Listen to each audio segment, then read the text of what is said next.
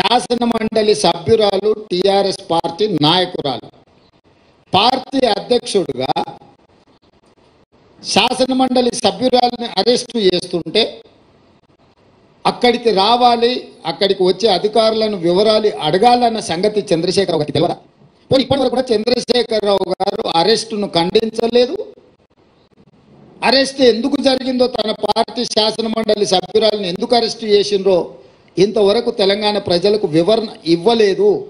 చంద్రశేఖరరావు గారి మౌనము ఏ రకంగా అర్థం చేసుకోవచ్చు? మూడో అంశము, గతంలో ఎప్పుడు కూడా మొదట ఈడీ వస్తారు, తర్వాత మోడీ వస్తారు అనుకునేటోళ్ళం. నిన్న మాత్రం ఈడీ మోడీ కలిసే వచ్చిర్రా తెలంగాణకు. అంటే అవినీతి పరుల మీద చర్యలు తీసుకుంటున్నామనే ఛాంపియన్షిప్లో మోడీ గారు కోట్లు పడాలి, అయ్యో పాపం ఆడపిల్లని అరెస్టు చేసిందనే సానుభూతితోని బీఆర్ఎస్ కోట్లు పడాలి.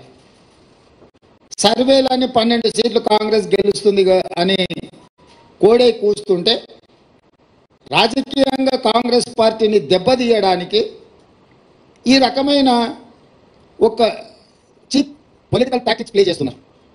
కాబట్టి ఇప్పటికైనా మోడీ గారు, కేసీఆర్ గారు ఈ డ్రామాలు కట్టిపెట్టి 10 సంవత్సరాలు మోడీ గారు తెలంగాణ ప్రజలకు ఏం చేసిండు, పేదలకు ఇండ్లు ఇచ్చిండా, రైతుల ఆదాయం రెట్టింపులు చేసిండా, ప్రతి సంవత్సరం 2 కోట్ల ఉద్యోగాలు ఇస్తా అన్నాడు, ఇప్పటికీ 20 కోట్ల ఉద్యోగాలు ఇవ్వాలి, తెలంగాణలో ఎన్ని ఉద్యోగాలు ఇచ్చిండో, స్విస్ బ్యాంకులో ఉన్న లక్షల కోట్ల రూపాయల నల్లధనాన్ని తెచ్చి ప్రతి పేదవాడి ఖాతాలో 15 లక్షలు ఇస్తా అన్నాడు, ఆ 15 లక్షల రూపాయలు ఎంతమంది ఖాతాలో వేసిండు, మనకు ఇస్తా అన్న పునర్విభజన చట్టంలో బజారుకు కర్మాగారం ఎందుకు ఇవ్వలేదు, కాజీపేట రైల్వే కోచ్ ఫ్యాక్టరీ ఎందుకు ఇవ్వలేదు, ఐఐఎం ఎందుకు ఇవ్వలేదు, ఎన్టీపీసీలో ఇంకా 2400 మెగావాట్ల విద్యుత్తు